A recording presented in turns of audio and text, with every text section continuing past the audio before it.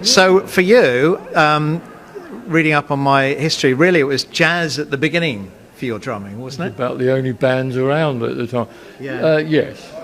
Yeah, I mean, along with a dear friend of mine who's here tonight, Dave Green, we learned to play by watching jazz musicians. Can you remember what it was like, sort of watching the jazz there and thinking, right, I'd like to have a go at that? That's how I learned to play. Dance bands, you'd go and watch the drummer. Yeah. And then with the clubs, there's always... I used to see Georgie Fame at the all-nighter. Yeah. Must have been about 15 or 16 then. Yeah. So Georgie Fame, you're looking forward to bumping into him later. He is playing tonight. Yeah. No, Georgie's singing. I heard that he's going to be singing, which would be great, actually.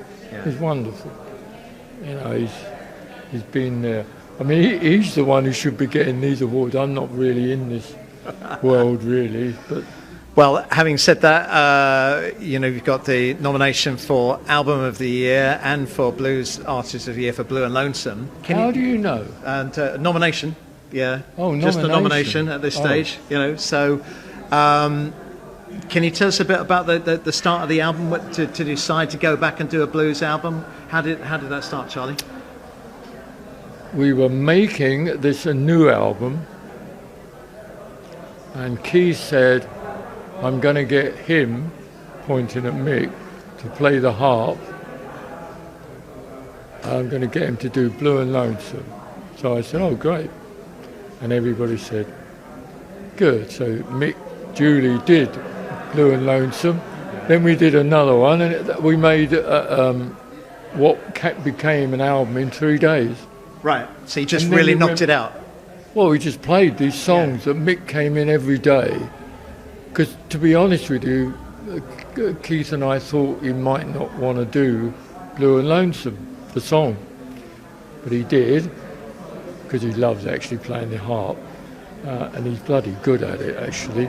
And we just knocked it off, really. These songs, he kept coming in every day with a new 2 or 3 songs. Yeah. And we did them one after another. And it was the cheapest, quickest album we've ever made, because when we'd finished, we went back to carrying on with this new one, which we hope to get out sometime. Right, excellent. So you'll continue on with another project. So this was almost like a stop-off. In the middle, yeah. It was supposed to be, if it worked, one track on a new album that Keith wanted Mick to do.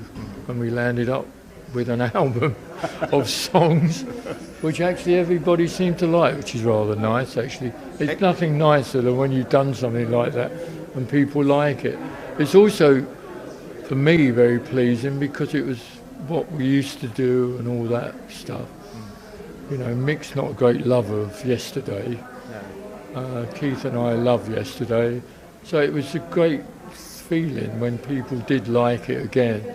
And, you know, that's what, when you were talking about the old days, as they call them, with the jazz clubs, that's what we used to play all the time, in jazz clubs.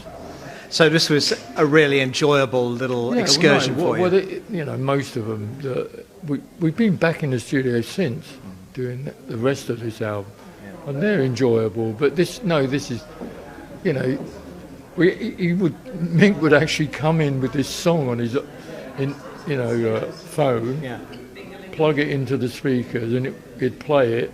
We go, oh, that one, or you'd say blind, and you'd just copy it. Really, I think. Yeah, brilliant. But it's just, it was brilliant. Is there any chance that we will see the Stones perform some of these things live on tour? From Blue and Lonesome? We did. We do a couple. We did a couple in America at the end of the last soiree there, but I don't know whether we'll be in London or anything.